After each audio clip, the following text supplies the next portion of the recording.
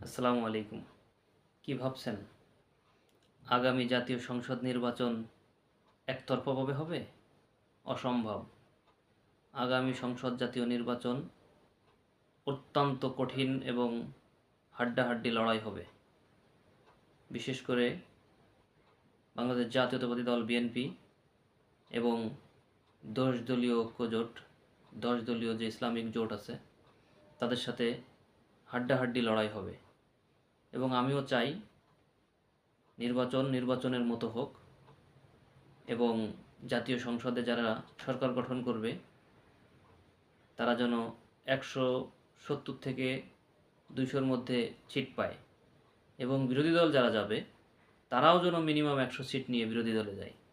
তাহলে আমাদের জাতীয় সংসদটা হবে প্রাণবন্ত এবং জনগণের আশা আকাঙ্ক্ষার প্রতিফলন ঘটবে এবং মানুষ সংসদ অধিবেশন মন দিয়ে দেখবে, শুনবে এবং জনগণের কথা উপস্থাপন করবে। ধন্যবাদ সবাইকে।